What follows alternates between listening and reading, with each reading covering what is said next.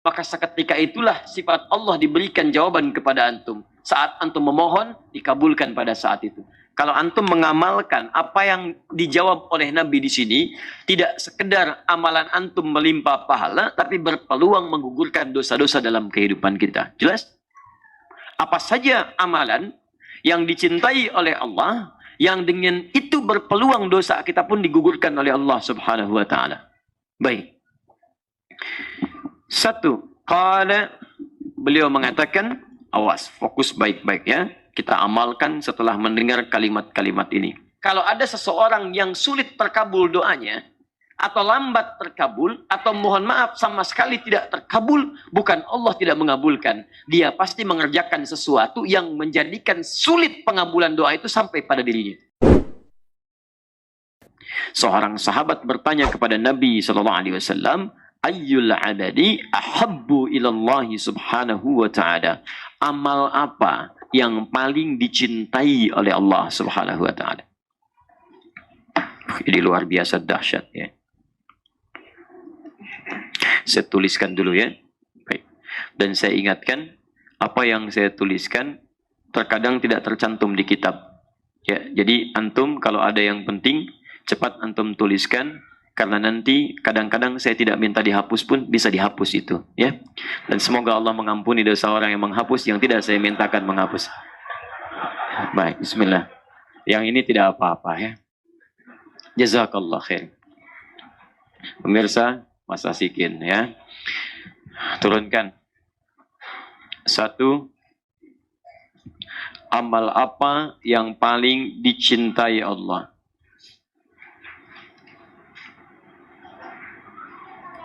Ya. Artinya, amal ini sangat dicintai Allah. Konsekuensinya ketika antum mengerjakannya, antum pun bisa meraih cinta Allah Subhanahu wa taala. Nah, sekarang perhatikan baik-baik apa gambarannya seseorang yang dicintai oleh Allah. Jika seseorang sudah dicintai oleh Allah Subhanahu wa taala, maka yang pertama Allah berikan akan mengampuni seluruh dosanya.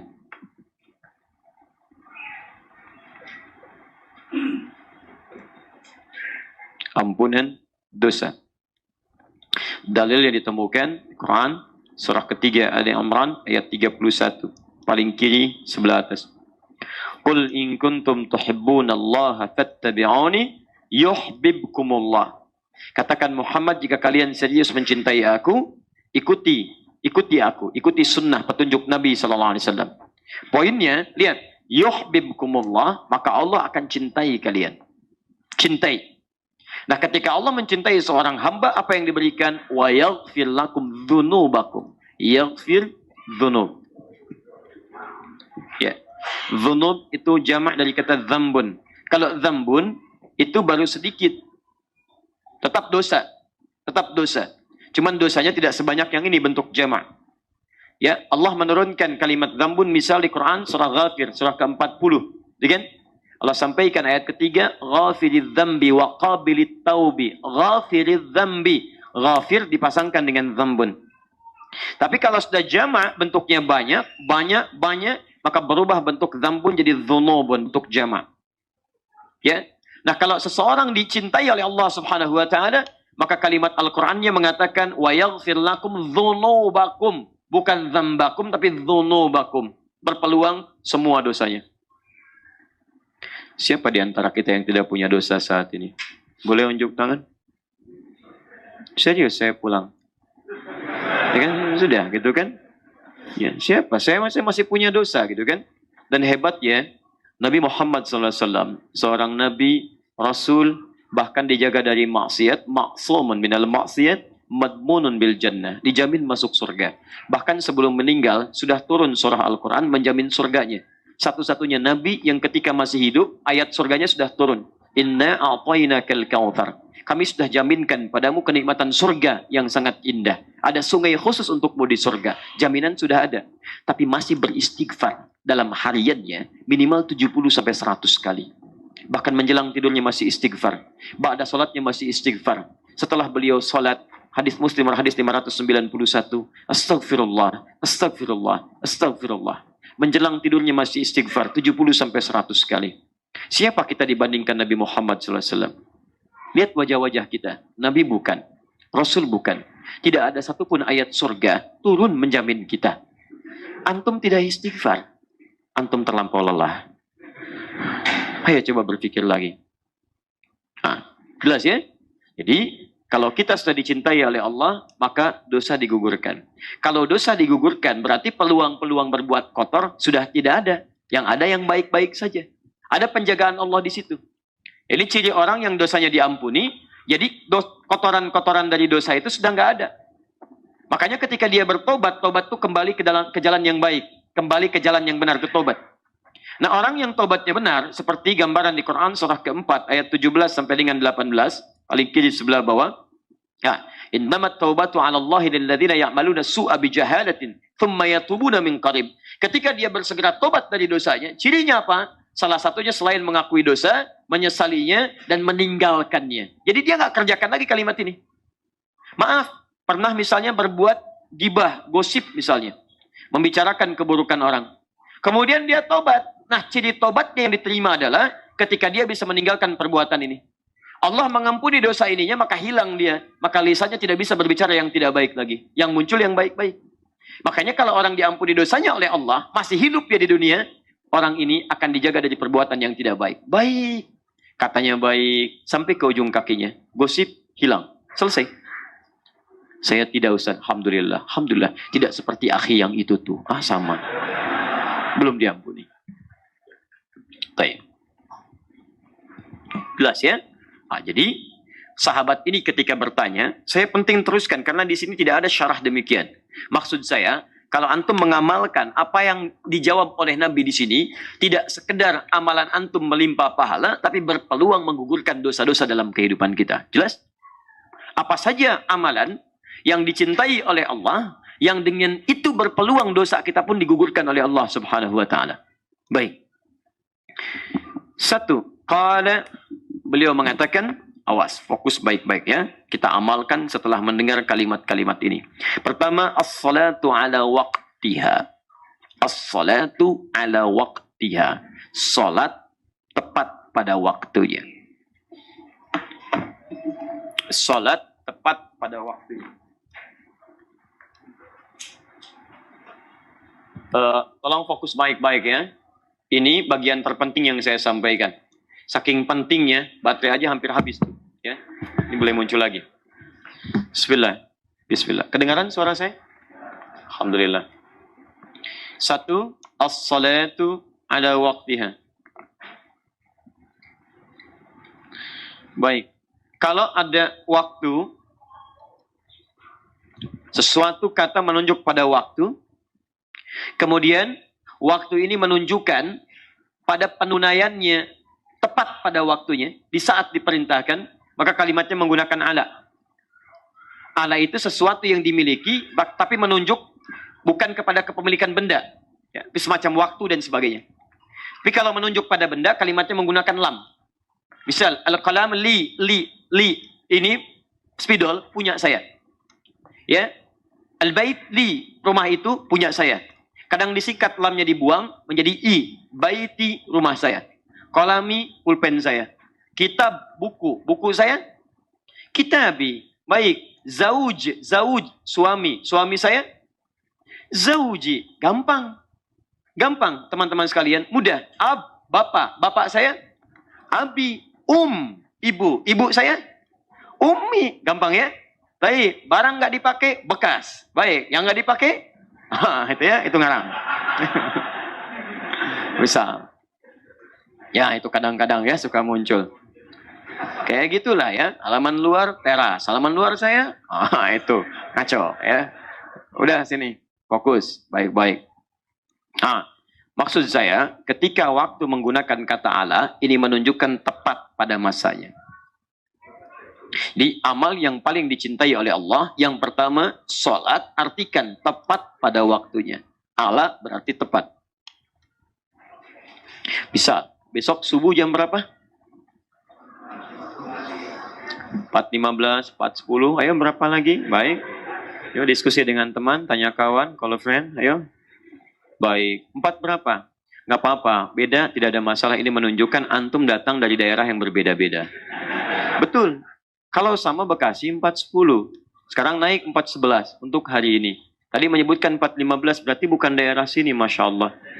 Betul, saya bersyukur kepada Allah. Antum diberikan keringanan langkah. Dari sekian manusia yang hidup, antum yang digerakkan ke sini. Padahal saya yang ngundang enggak, DKM juga ngundang enggak. Siapa yang menggerakkan langkah antum?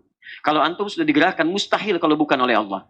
Kalau antum digerakkan oleh Allah, dihadirkan di sini, duduk di sini, untuk dirubah menjadi lebih baik, dan antum belum tersentuh jadi berubah, antum perlu dikemanakan lagi. Ya, dan memang settingan jam kita beda ya. Kita ambil yang tengah-tengah lah. Misal, baik, ambillah, saya ambil 4.15 yang tadi antum sebutkan. Adzan subuh 4.15. Berarti waktu sholat disampaikan telah tiba. Baik, jadi 4.15 itu waktu sholat. Waktu sholat, adzan itu penanda waktu sholat tiba. Iqamat penanda waktu sholat akan dilangsungkan secara berjamaah. Di adzan penanda waktu sholat tiba.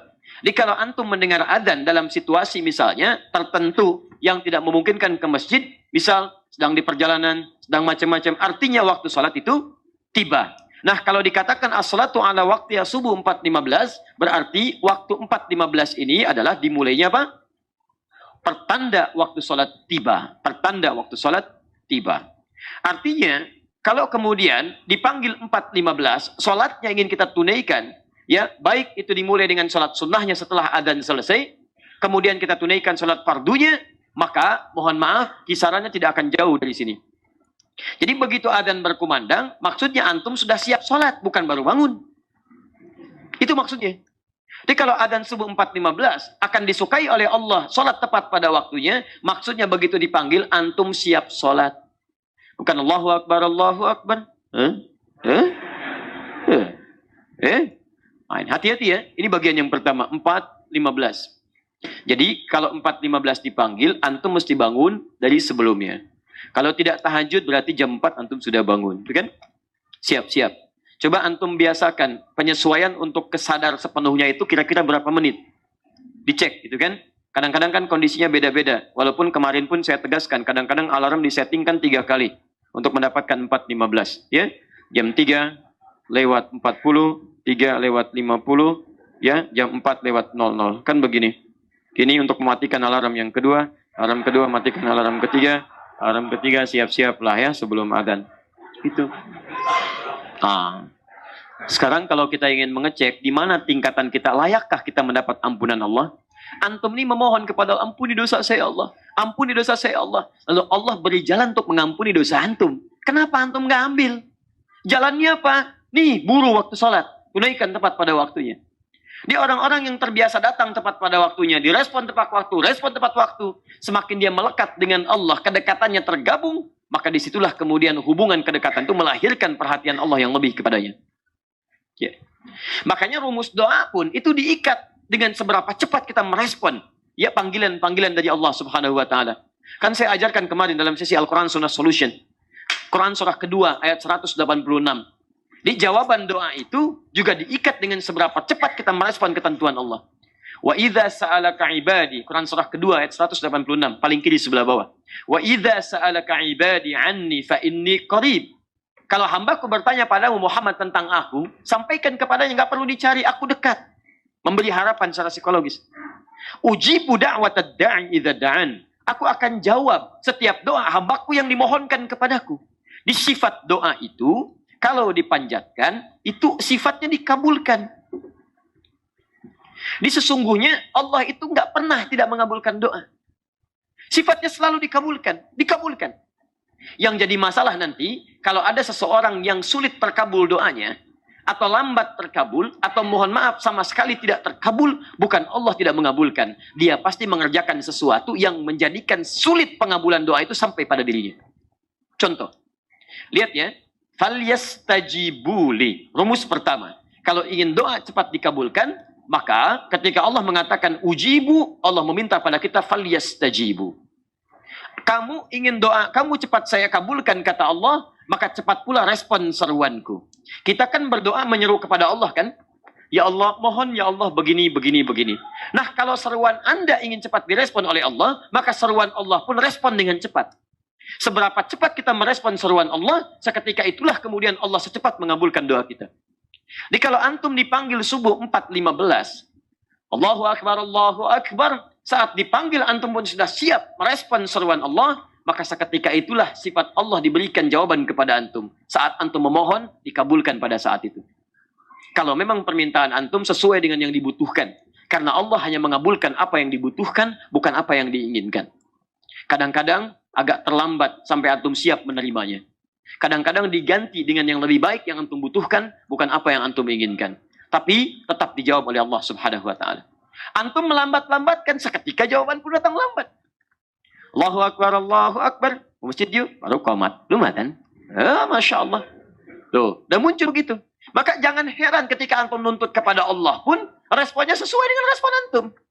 Jangan ingin merasa cepat. Ya kemarin kemana aja? Ke masjid jarang ada. Baca Al-Quran jarang. Begitu gajian terlambat 3 bulan langsung ke masjid. Masya Allah. Tahajud. Baca Al-Quran. Kurang apa lagi saya bermohon kepadamu? Kurang banyak. Tahajud cuma 2 rakaat. Ya puasa setengah hari. Baca Al-Quran cuma 1 huruf. Ya kan? Untuk lebih banyak. Nun. Sudah dulu. Ini Masya Allah. Terus dia berdoa kepada Allah. Kurang sehat orang itu. Ya. Cobalah teman-teman. Fokus. Yang paling aneh itu, ya sudah mengabaikan.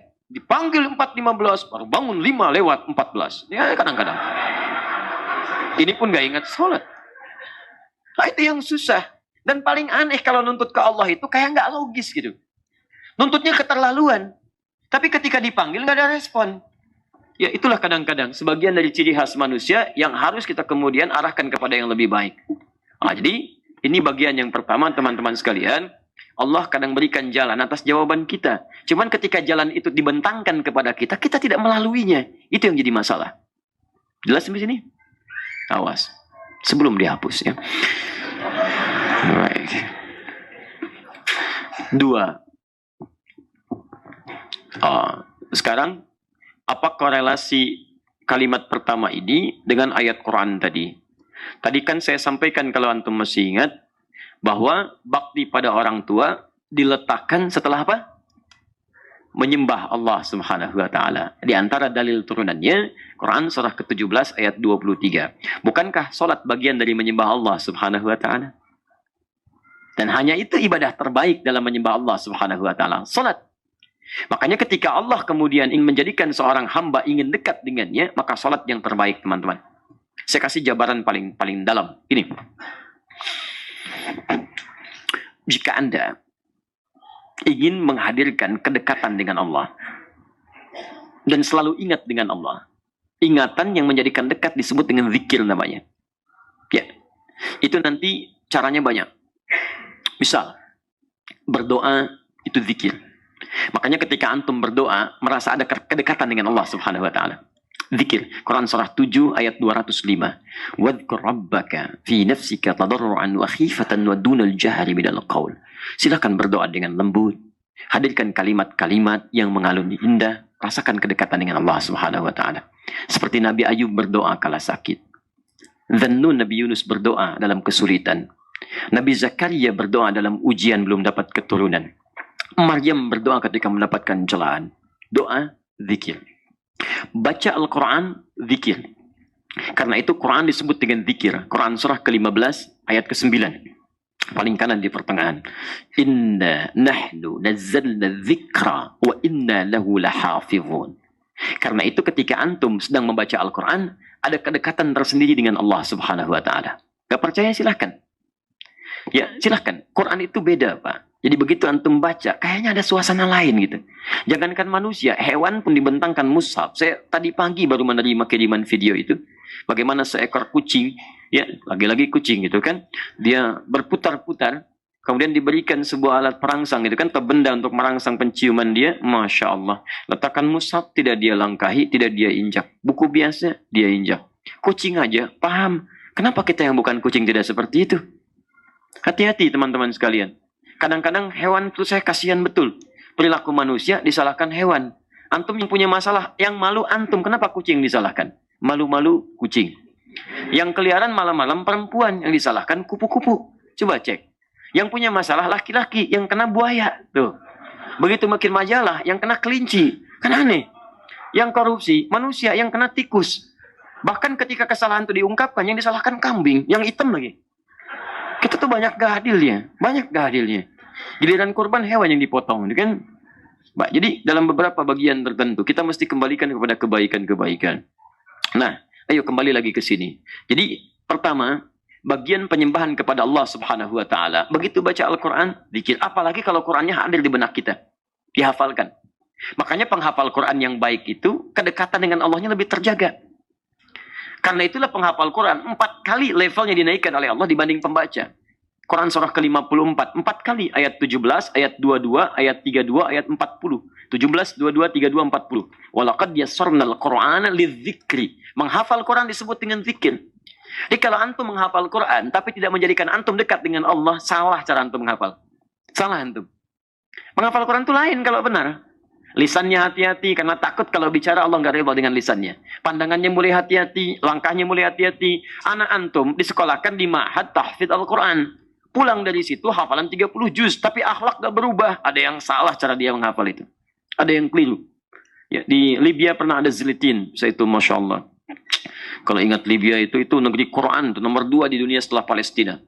Penduduk 5 juta, sejutanya sudah 30 juz. Sisanya 15 juz, 10 juz, dan sebagainya. Saya pernah talaki langsung pada Syahali di Suqslatha. Begitu sedang talaki begini, tiba-tiba datang seorang anak perempuan kecil, lucu, cantik, dan luar biasa, bawa selang. Anak itu dengan polos berkata, usia 3-4 tahun lah. Syekh, idribini. Hah? Syekh, tolong pukul saya dengan selang ini. Pikir, kenapa ini? Apa kata anak ini? Lihat baik-baik.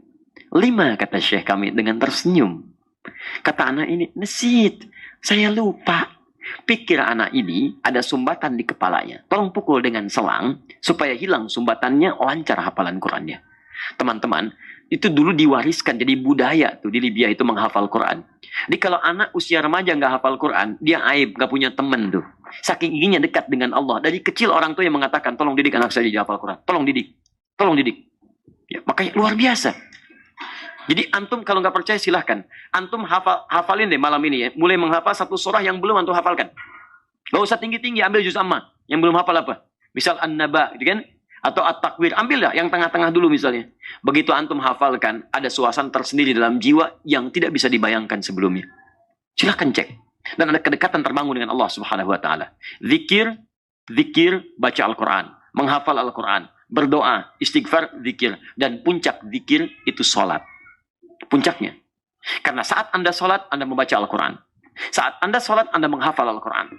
Saat Anda sholat, Anda berdoa kepada Allah. Saat Anda sholat, Anda istighfar kepada Allah. Kalau sholat menghimpun segala jenis zikir, belum menjadikan Anda dekat dengan Allah, Anda kurang apa lagi? Makanya ketika Anda diminta sholat oleh Allah, sesungguhnya Allah nggak butuh sholatnya. Kita yang butuh dengan Allah. Karena dengan itu kedekatan terjalin dengan Allah.